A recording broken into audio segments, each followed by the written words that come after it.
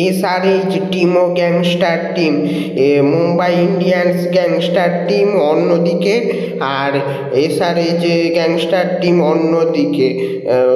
Mumbai Indian gangster team অন্য জগতের মানুষ, আর এসআরএইচ গ্যাংস্টার টিম অন্য জগতের মানুষ। এদের 6টা স্লট ঠিকই আছে, যেরকম এদের 6টা স্লট ঠিকই আছে, যে এদের ব্যাটারগুলোও ঠিকই আছে, কিন্তু বলারের দিকে একটু নজর দিতে হবে। এরা যদি একটু রবি বিষ্ণয়ের দিকে যেতে পারে তো ঠিক আছে, বা টি নটরাজনকেও নিতে পারে। এদের দুজনের মধ্যে একজনকে নিলে তাদের টিম সেরা হয়ে যাবে, রবি বিষ্ণয় বা টি নটরাজনকে।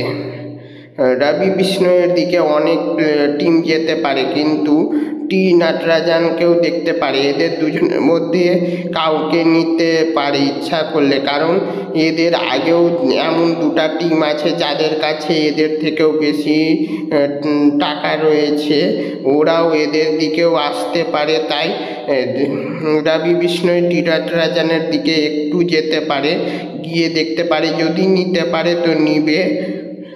আর এদের 1 নম্বর ব্যাটার ট্রাভিস হেড, 2 নম্বরে অভিষেক শর্মা, 3 নম্বরে ঈশান কিষান, 4 নম্বরে অনিকেত বার্মা, 5 নম্বর হেনরিক ক্লাসেন, আর 6 নম্বর নীতিশ কুমার রেড্ডি। আর এরা যদি কোনো মতনে 2026-এর আইপিএল অকশনে আন্দ্রে রাসেলকে নিয়ে নিতে পারে, তাহলে তো এদের টিম আর আগলিবার 300 পার করে দিবে 2026-এ। এদের যা খেলবে, এদের মতো খেলা অসম্ভব হয়ে যায়।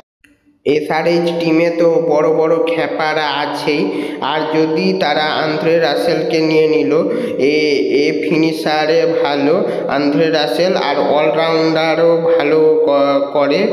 এই আন্দ্রে রাসেল অলরাউন্ডার এবং ফিনিশার, তাদের এইটাই দরকার আছে। আর যদি রবি বিষ্ণয় বা টি নটরাজনের মধ্যে কাউকে পেয়ে গেল, তাহলে তাদের টিম কমপ্লিট। আর 2026-এ আমরা দেখতেই পাবো 300 পার। আন্দ্রে রাসেল এবং রবি বিষ্ণয়, এদের দুজনকে তো আরও বাকি যেগুলো টিম আছে তারা করবে, আর তাদের আগে বড় পার্স নিয়ে বসবে কেকেআর এবং সিএসকে, তারা করবেই। আর টি নটরাজনকেও মনে হয় তারা করতে পারে। তাই যদি তারা নিতে পারে তো বড় ডিল হবে আর ভালোও হবে।